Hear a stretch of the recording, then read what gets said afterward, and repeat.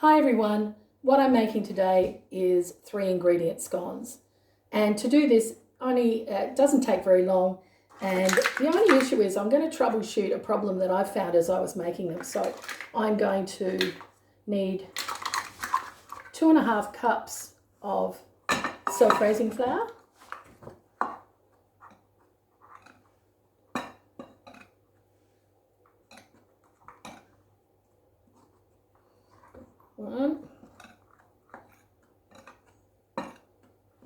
probably not the right bowl, but anyway, use what you've got.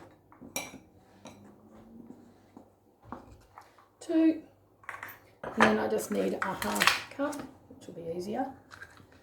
And I kind of always use the back of the knife to flatten it off. So 2.5 cups of self-raising flour. Now traditionally, according to the Country Women's Association, you only mix it with a knife. So what I need now is to add 1 cup of lemonade,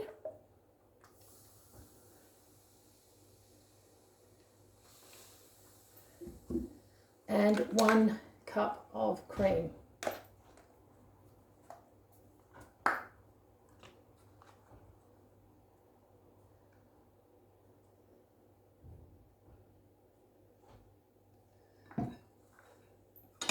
Just make sure I've got all that into my bowl. Now, the most important thing with making scones is to keep them light and not overmix them. So when I was doing my first batch this morning, I found that I didn't mix it quite enough, and I also didn't know when to stop. So now I'm a bit more confident, because this is about the 3rd go I've had.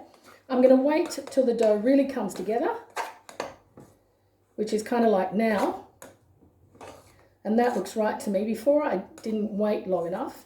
Now the next step is we need to knead it a couple of times, not too many. It says maximum 5. So what I'm going to do is put a tiny bit of flour onto my board. Then I'm going to turn out my dough. Now if there's bits on the bottom, no there isn't. Oh, this is good. Still a bit crumbly, so I'm just going to bring it together.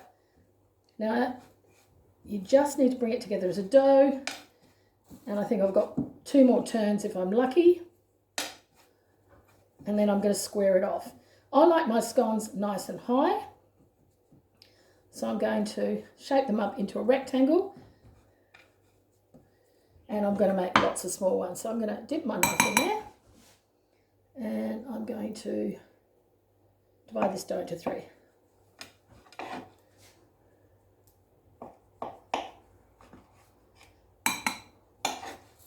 Then I'm going to go 3 again.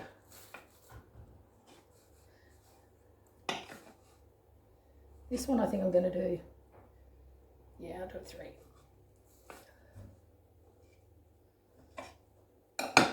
All right, to put this on a tray, I'm going to actually just shape them up with my hands. This one looks a bit small. That looks great.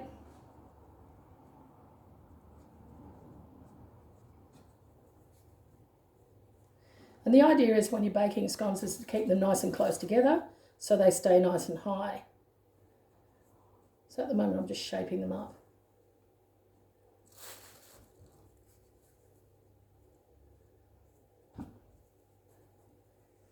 So I didn't get a cutter out, I didn't make a huge mess, and as I said, this is kind of quick, easy cooking at home. So there are my 9 scones. That one's a bit big, but that's okay. So what I would do now is I put them onto a baking tray and put them into a 180-degree oven, and they cook in about 12 to 15 minutes. Now you've got 2 choices. You can brush the tops with milk, or you could egg wash them, or you can just leave them plain. So that's 3 choices actually. So up to you. I'm not going to bake these ones off because I'm going to show you what happened to me this morning. Okay, I made my first lot of dough, and it was a bit crumbly, but I still put it together. So this is an issue. What happened was I left them in the oven, went down the shop, forgot about them, and overcooked them. So they're still kind of edible, but they're not lovely, lovely light scones. Here are the 6 other scones. I'll get rid of those. Here are the other scones I made, and I did a half batch. So these are 6 beautiful scones. They pull apart really nicely. They're nice and high. They've got a bit of colour on top, not too much. And for me, they're a really good product. If you want to know how to make glam afternoon tea scones, watch the next video. Thanks.